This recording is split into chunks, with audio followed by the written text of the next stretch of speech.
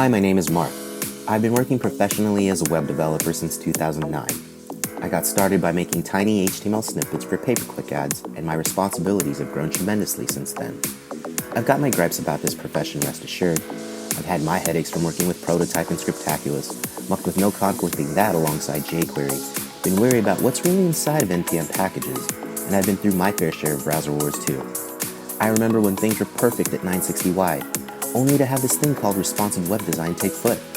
Then came progressive web apps and a gnarly series of coin flips on if I should use React, Vue, or Angular.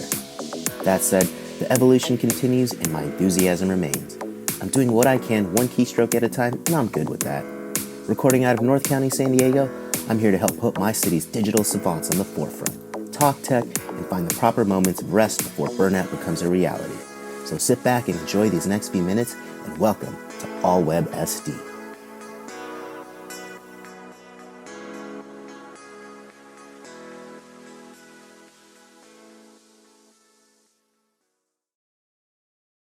This episode is brought to you by the AI Exchange. Are you a professional tired of overly complicated, difficult, or time-consuming processes? Overwhelmed by all of the AI buzz? Do you need a single resource that could truly be your foundry in all things related to AI? Then check out this course, Prompting for AI Operations, brought to you by the AI Exchange, and get ahead in the AI revolution. Learn to break down business goals into tasks that can be executed by ChatGPT, and go beyond copy-paste and develop prompting sense, which helps you take your prompts to the next level. Just visit this link or click on the AI Exchange banner on the homepage of allwebsd.com. Very much, Teresa. From kilobyte contributor to megabyte mentor. That's right. Let's go to Giga. the GigaByte Guardian. Looks like we're getting deeper into the rabbit hole now. Now, I can This next one sounds like a superhero. The GigaByte Guardian sounds like Guardians of the Galaxy. Yes. I could go all day with the branding of it. Seriously, because it sounds very. It's got heroics attached to it with the titled this level of contributorship. So what is a GigaByte Guardian? Okay, so here you're coming in at least 50,000 on up. Okay. And so we've got this one here is our most popular. And in particular, it's most popular with our workforce. Workforce. Right? As far as, like, for example, San Diego Workforce Partnership, they'd be here. Sandag, Spectrum, Able Disabled, Cox, Price Philanthropies, Verizon, Charter. I mean, I could just go on and on. San Diego Access for All is actually in this funding strategy, if you will. And so this is our most popular because we're able to really make some moves in regard to solidifying MOUs and being able to partner and come alongside it and being able to, so Able Disabled is going to provide the interns. Workforce is going to provide interns. We're going to go ahead and bring them through our digital bridge program. Down in the warehouse, we've got the instructor that's available, and then we have the digital learning team that's going to take them out into the community, and so it's been our most popular. It's just where people land as far as the individuals that we work with, the organizations that we work with, and along with the grant funding that we bring alongside of it. Gotcha. So we'll also do some co-grant authoring on grants with these individuals. Gotcha. So if we're here to model ourselves after this path, 50,000 philanthropic dollars to be clear, is that correct? Actually, it's 10,000 and up. I'm so sorry. Okay, I take that back. Let's pull back what we just said. It's not 50. It is at minimum 10,000 philanthropic dollars. It tends to be your most popular option. You said an acronym somewhere in between this that I'm probably gonna have to ask you after the call. No, MOUs? Oh, MOU, memorandum? Memorandum of understanding, just the basic. So we're going to go into an agreement, and basically what it does is lay out the responsibilities of each party, and it's a contract, if you will, to be able to. It's not as formal, but it definitely lays out what your obligations are, what mine are, and how we're going to agree upon that, and then come to an understanding and meet those goals at a certain time. Gotcha. Let's keep companies out of it because Cox Communications, Spectrum, and all that beautiful stuff. Those are private details that Sure. we need not disclose here. However, an example of what an MOU would look like. Say again, Mark Reyes, San Marcos Company X, that Yes. is intrigued. Just heard this conversation. What would that look like? Just set an arbitrary example of what that would look like. Not naming names or current companies that are actually doing this.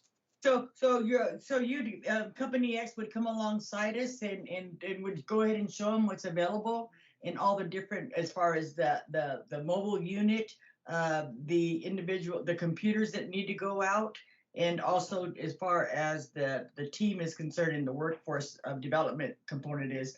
And they'll see what they're doing and where they want to fit in on that, and how they want to contribute is up to them. So if that's the case, what we'll do is we'll just write up an MOU, just a memorandum of understanding that you're gonna okay, so we're going to provide these services, and you're going to come alongside of us and provide $10,000. And for those $10,000, for example, you're going to be able to help, just off the top of my head, 4 interns go through this process, purchase them a computer, and also get their CompTIA certification for them as well. And in so doing, now we have an individual ready for San Diego Tech Hub or whatever tech companies that are available. So it's just about creating that pipeline, and that's when they come in, the talent pipeline. They come in right alongside of us and give us that push to be able to do so, because as you know, in a nonprofit sector, funding is difficult.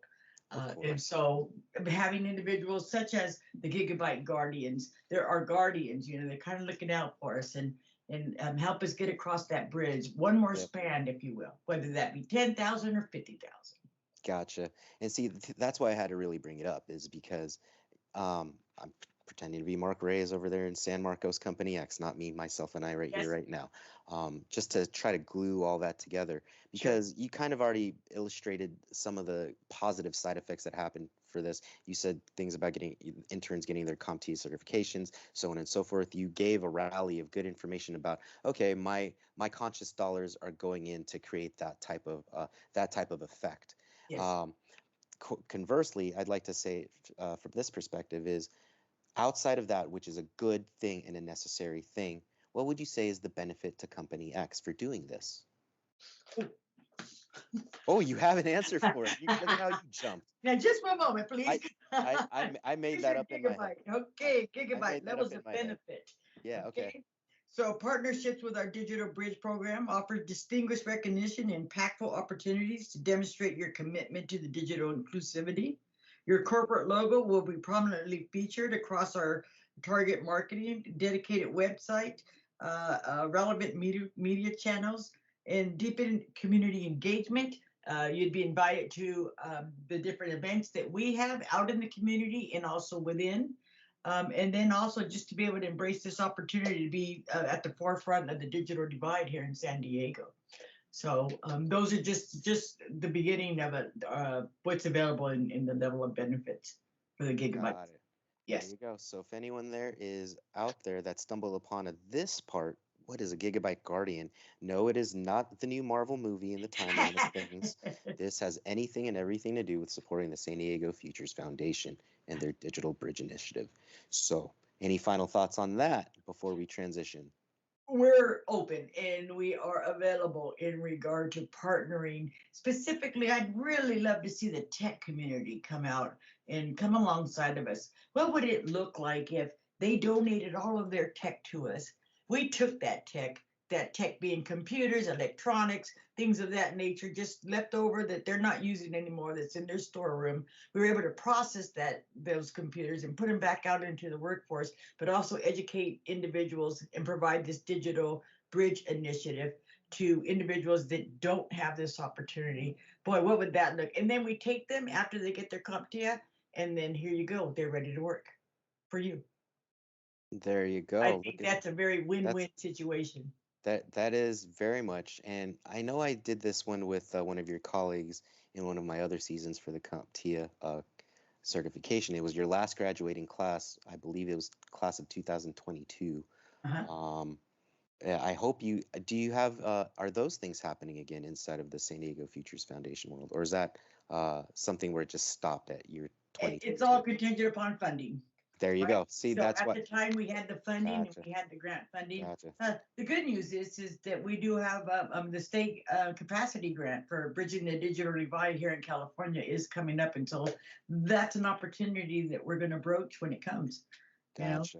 So so, that's one thing I just wanted to deviate from this court talk that we're having is because I found that to be really fascinating, just because of the story in itself. But then again, when I actually visited you guys on site and you guys re-explained it again, and I could match up the visuals attached to what you were talking about, they San Diego Futures Foundation has the platform and the facility to do these types of initiatives. So anyone out there that is listening to this is why I personally find for people to quickly empathize where I'm coming from. I too I love technology. I will always be a tech geek in some way, shape, or form, and I will always be doing it for myself and my initiatives. Obviously, that's the obvious, but here in light and in the spirit of San Diego and our communities here, because that's important. Um, so I wanted to really bring that out and tease that because I guess as being, how do I say this? I'm simply being a cheerleader, hoping that comes back again, there you go. for the future groups that will inherit that. And likewise, it's to say that anyone that's intrigued about becoming a Digital Bridge Initiative contributor, you should know that these are the types of things that they work for on a daily basis behind this conversation. And sometimes you get your heart broken because, like you said, Yes. funds are limited. Funds Yes. are limited, and you have to play it's partly a game, Yes. truth be told. So, everything that every nonprofit has to combat, that's part of the constraint and the dynamic. Any thoughts? Sorry, I deviated too much. We got to get back on the field before we go. GigaByte Guardian, final thoughts. Yeah, by coming alongside of us and being that GigaByte contributor, you're making foundational investments into the digital divide. That's not just that, that's actually being able to help us really make some changes, even in regard to policy. I mean, in our operations as well, because of the funding that's available that comes with that. If you look at the other two, that's just not quite available as far as it being able to make a foundational change, right? But yet, not that it's not worthy and noteworthy and stuff, right? But definitely you'll be making that investment into the foundation. And again, we've been around for 25 years, and so we don't plan on going anywhere. Of course. I see that as a separation of concerns or responsibility, however you want to describe that. So it's just different areas where you can contribute and the types of it's essentially the types of things that are turned along the way inside of those categories. Yes. Okay, cool. Thanks again for listening in. Remember, I'm here to foster innovation through conversation. So if you'd like to continue this discussion or any topics previously discussed, go head first into our Discord server by clicking the link on the footer of AllWebSD.com. Otherwise, you can find me on occasion at San Diego Tech Hub's monthly meetups. For more details on that, go to meetup.com/San Diego Tech Hub. Thanks and aloha.